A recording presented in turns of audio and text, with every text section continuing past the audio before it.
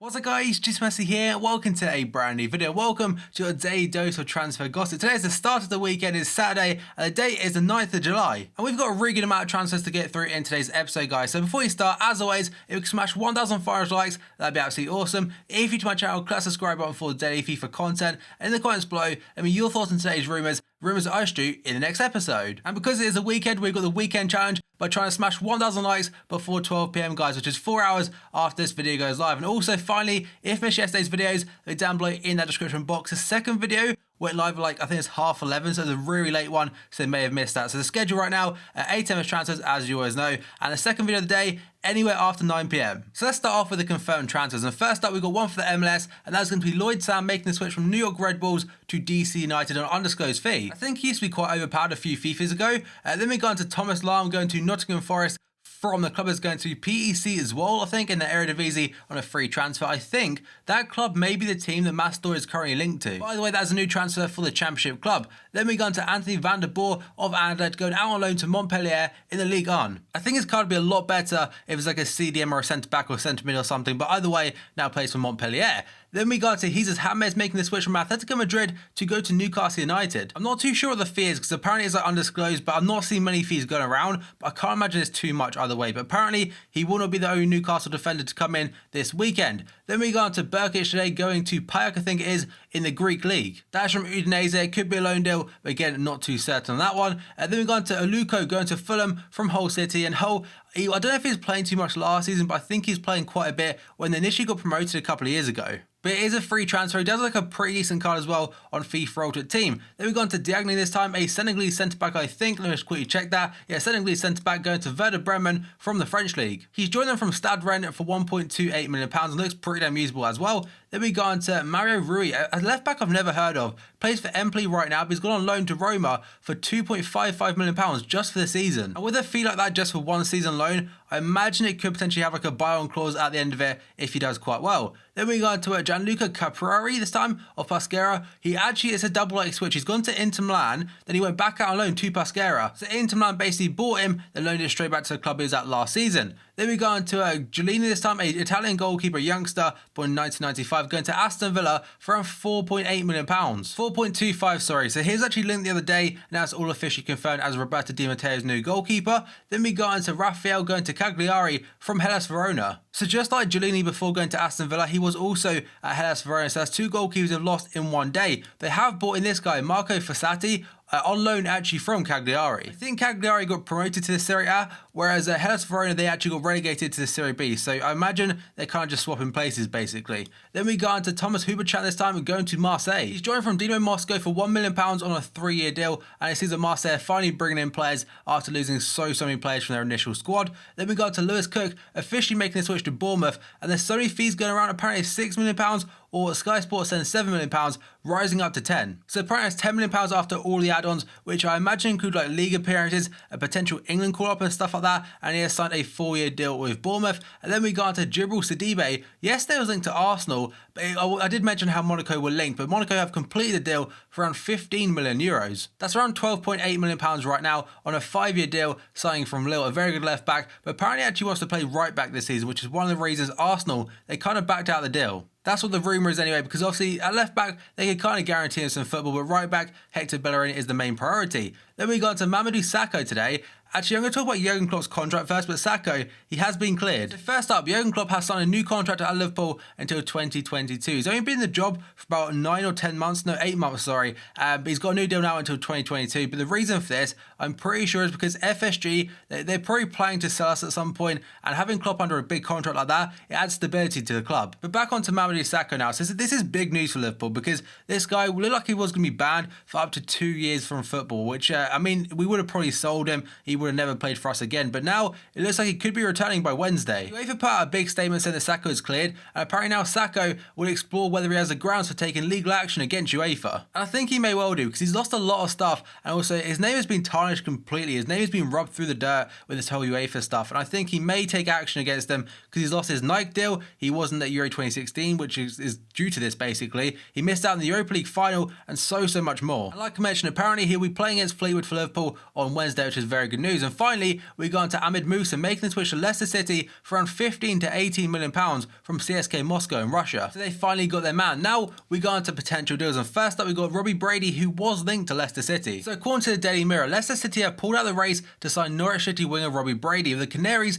placing a £20 million price tag on the Republic of Ireland international. And if that is the case, I can definitely see why they pulled out that, because £20 million, I know I keep saying Premier League money is at an all-time high and stuff, but £20 million for a relegated player, essentially, I think that's a little bit too much. Then we got on to Neven Subotic today. Yesterday, he was linked to Middlesbrough. Apparently, Arsenal have joined the race. So this is according to Northern Echo. They're saying that Arsenal have made a formal approach to sign Borussia Dortmund centre-back Neven Subotic and are hoping to pip newly promoted Middlesbrough to a deal. Yesterday, the rumoured fee was around £8 million, but apparently, they're just looking for around £4 million to get him. So that's not too bad. If they get him as like a backup centre-back, that is very good business in my opinion. Then we got on to David Santon today, the former Newcastle man linked to Sunderland. Yesterday, this changed so quickly. So first up, it said the breaking news. David Santon is set for a medical at Sunderland after they agreed a fee with Inter Milan for him. They said the Italian international has travelled to the northeast for talks and will undergo medical if he agrees personal terms, but then about 3 hours later they said Santon's deal is off. Sunderland will not be signing David Santon, as the club have announced, saying will not be pursuing its interest in Inter Milan player David Santon after negotiations between the two clubs have failed to reach a positive conclusion. I'm not too sure how their fans would react to this one, because honestly I find it quite weird a former Newcastle player going to Sunderland. But then we go on to Cedric Berahino, one of the transfer stories that's been dragged out for far too long now, and apparently now West Brom are actually going to offer him a new deal. So Sky sources are saying they've offered him a 4-year contract as they attempt to keep the striker, and this one for me, I think if he's going to leave, he should have left by now, because Stoke City apparently bid £16 million for him, and it just seems like it's been, like I keep saying, dragged on for so long. A year and a half ago, I think they only got 25 mil out of him. And on top of Stoke City, there's also Crystal Palace and Watford being linked. So honestly, right now, I'm not sure where he's going to go. At first, I was like, yeah, he's going to Stoke City, but now West Brom have offered a contract. Who knows? We'll have to wait and see again. Then we got to Martin Skrtel today, apparently very close to joining Fenerbahce. So this statement reads that no official confirmation yet, but Sky sources understand Liverpool defender Martin Skrtel is very close to joining Fenerbahce for £5 million. So he has been in the club for a very long time. He's done his part and stuff, but I think he probably should have been gone a couple of years ago. But either way, Fenerbahce may be getting their man. Then we got on to Gabriel Barbosa, Gabigol his nickname, of Santos today. Apparently signed a new contract, but Chelsea, they've actually failed with a bid for him. So the first part is according to UOL. They're saying that Chelsea have failed with a £25.5 million bid for Santos starlet Gabriel Barbosa. The 19-year-old, often compared to Neymar, is also being chased by Barcelona and Paris Saint-Germain. But now apparently Santos have reached an agreement with Gabriel Barbosa to extend his contract until 2021. Really, a contract doesn't actually mean too much nowadays. It could just mean they've inserted like a higher buyout clause or something in his contract, which could well be the case, because he's got a lot of teams interested in him right now, but I think he still needs a couple of years, like a year or two, to develop even more in Brazil. I mean, he's still very young, playing in the national team, just born in 1996. Then we go on to Vincent Janssen today, apparently very close, and this one could be announced today, to Tottenham. So first up, according to The Telegraph, I think who are a Dutch newspaper or something, they're saying that AZ Alkmaar expect Tottenham to pay €22 million for the 22-year-old Dutch international. And the player has also turned down moves to the likes of Paris Saint-Germain in particular, and also their big rivals West Ham, and that's quite big news in itself. But apparently, he's also said now to a Dutch site, saying that I can compliment Harry Kane. So Sky Sports earlier said this is very close to being done, and now the two clubs are just sorting out the final process of the deal. But apparently now he said to a Dutch media outlet, saying, I won't train with AZ Alkmaar anymore. The clubs are really now close to an agreement. I will go home and wait for the phone call to go. It looks like Spurs have coughed up the extra few million and got their man and their striker to again partner Harry Kane up front. Then we go on to Lucas Bilia today. It's not actually about him, it's about Lazio. So to summarise things very quickly, I think 2 or 3 days ago, Lazio actually managed to announce a new manager, which is going to be Marcelo Bielsa, I think his name is. I think he used to manage Marseille possibly, but apparently he's left after just 2 days. And now according to Sky Sports Italia, Lazio will seek €50 million in damages from Marcelo Bielsa himself after the manager quit his post after just 2 days in charge. In their statement, they basically said they will be taking action upon this, but apparently the reason he has quit, there's been rumours that the former Marseille boss has been approached to take over Argentina. So who knows right now? I thought I'd include that because that's pretty damn bizarre after just 2 days. Then we go on to Hernandez today, the former, I think it's Inter Milan centre midfielder who's now owned by Juventus, linked to Benfica. So according to Gianluca Di Marzio, he is saying that Benfica have lodged a loan bid for Juventus for Hernandez, with the Serie A giants mulling over the offer. And I imagine if he wants first team football, a loan move away would not be the worst case scenario. Then we go on to Martin Odegaard today, and talk about loans, apparently he is going to be going out on loan, and the Bundesliga Bundesliga could be a destination. So according to Master, they're saying that Real Madrid want the young midfielder to stay in La Liga if he goes out on loan, but he himself is keen to move abroad with the Bundesliga his preferred destination. But no club has been mentioned in that article. Then we go on to Arda Turan. Yes, they was linked to Borussia Dortmund and the day before, but apparently this one's really controversial, linked to Fenerbahce. So the first part is according to Master, and they're saying that Barcelona are prepared to cut their losses on Arda Turan and allow the Turkish captain to leave. This is all because of disappointing debut season at the Camp Nou for the player in particular. But now Sport are saying that Fenerbahce are interested in bringing Arda Turan back to Turkey. The Barcelona midfielder previously played for Galatasaray, their biggest rivals. I'm not sure how many players in the past have played for Fenerbahce and Galatasaray, but I imagine the reception for the player is absolutely horrific. I know they're very, very passionate fans in Turkey. If one player plays for a rival team, they'll definitely let them know. So Arda Turan, I think, would be very risky if he was to make this switch. Then we got to Graziano Pella today, apparently off to China. And this is according to so many sites and news outlets. So first up, PA Sport are saying that Graziano Pella is set to leave Southampton for around £13 million to move to Chinese Super League side Shandong Luneng. And the Daily Mirror are saying that Pella has been offered £125,000 a week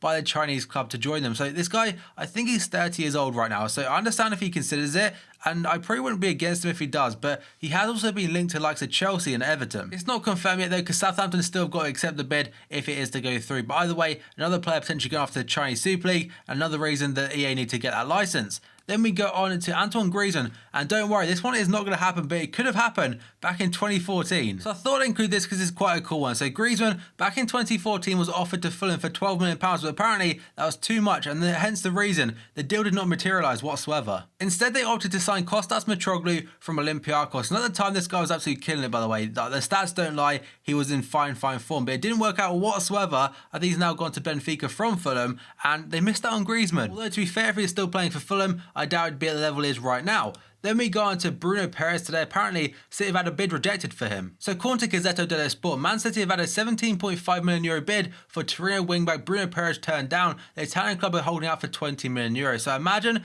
if this is true, City will probably pay that extra 2.5 mil. Today they've also been linked to Ricardo Rodriguez, as apparently they've been scouting him for a while now, and Pep Guardiola really is interested in him. Then we got on to Milik today. Milik, again, I need to check what one this is. So I've just looked it up and it is actually Milik, so apologies if I said it wrong before. So today, according to Gazzetta dello Sport, Barca have their eye on the Ajax striker Milik after being impressed with his performances for Poland at Euro 2016. But they also have competition from Napoli who are really keen to sign. But I think if he does go to Napoli, it could mean Higuain could be on his way out of there. So we'll have to wait and see, again, as I always say. Then we go on to Carlos Bacca today, linked to West Ham. So according to Daily Telegraph today, West Ham hope to finally land a striker by completing a move to sign Carlos Bacca for £26 million from AC Milan. They've been linked to so many strikers as of late. In particular, Michy Batshuayi went to Chelsea, and also Lacazette, who apparently is in talks with Arsenal. So Bacca could be on his way there, and it's not the first time they've been linked to him. They were also linked to Robin van Persie yesterday, but today, according to Daily Mail, West Ham have turned down the chance to sign Robin van Persie, even though the former Manchester United striker was willing to take a massive pay cut in his wages. And he was linked to Middlesbrough the other day. Now we got on to Mario Götze, a player that looked like he was adamant at staying at Bayern Munich for this season at least, but apparently now he's kind of gone against that. So this is according to Bill. They're saying that Tottenham have made contact with Bayern Munich over the possibility of signing Mario Götze. Borussia Dortmund are also keen on the German international, but their interest has now cooled. And further down the article, it says that Mario Götze has told his teammates that he'll leave Bayern Munich this summer, according to Bild again. So I'm not sure whether Tottenham will be his destination or not. Again, Liverpool always linked to him because of Klopp, but I don't think we'll be interested anymore. And at the Euros, he's quite poor, I'm not going to lie, but still, I would not say no to him. And if he does go to Spurs, he'll link up to the likes of Dele Alli, Harry Kane, Janssen, and also Christian Eriksen. So they've definitely got a very good attack for next season. Then we got on to Leonardo Bonucci today, linked to Man City again. And now breaking news according to Sky Sports News. They're saying that Man City are to hold talks with Bonucci's agent later this week and are willing to offer up to £43 million to land the defender. Chelsea also reported to be keen to bring the Juve man to West London. However, our colleagues at Sky in Italy believe Man City manager Pep Guardiola will meet with the agent Alessandro Lucci, I think his name is, in the next few days. And that would be an absolutely huge one if true. Then we go on to Leroy Sané, another player linked to Man City. They've been linked to a lot today. Apparently, according to Manchester Evening News, could be wrapped up very soon to City. He's also linked to Bayern Munich, but apparently the deal has not been completed because he's been on international duty with Germany. But now Germany are officially out of the competition, meaning there's a lot of time now to wrap up the deal. They still want to get it done ASAP because I imagine Bayern Munich are definitely still interested as well for the player. Then we go on to Toni Kroos today, formerly of Bayern Munich, today linked to Man City as well. And this is according to Le 10 Sport. They're saying that Man City are ready to capitalise on any Paul Pogba move to Real Madrid. So obviously he's linked to Manchester United right now, but apparently Madrid still have something up their sleeve. And if Pogba does go go to Real Madrid. Apparently, they're fully willing to jump at the chance to sign Toni Kroos, as Pep Guardiola, he loves the man. Obviously, he did sell him to Real Madrid in the first place, but Toni Kroos would be a fantastic addition to that midfield. So if Pogba does go to Real Madrid instead of Manchester United, it would mean that they would have to get rid of someone, and Toni Kroos could be that player, because they'd have to break the bank to get him, and potentially saying Toni Kroos, it could get a lot of that money back. And now on to the main man, Paul Pogba himself. So according to Gianluca Di Marzio today,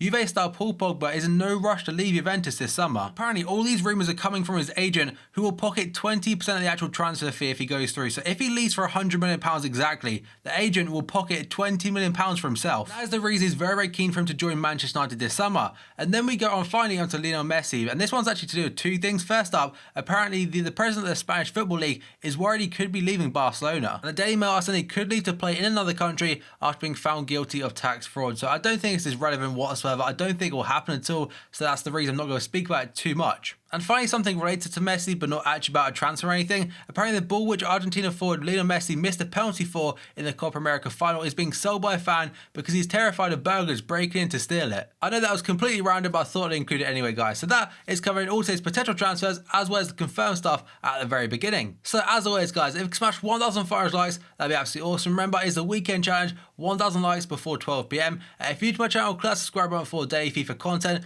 the comments below, let me your thoughts on today's rumours I shoot in the next episode. Remember, my previous video down below in that description box, 8 minutes transfers, anywhere after 9 PM is the second video of the day, guys. So thank you for watching this video, and I'll see you next time.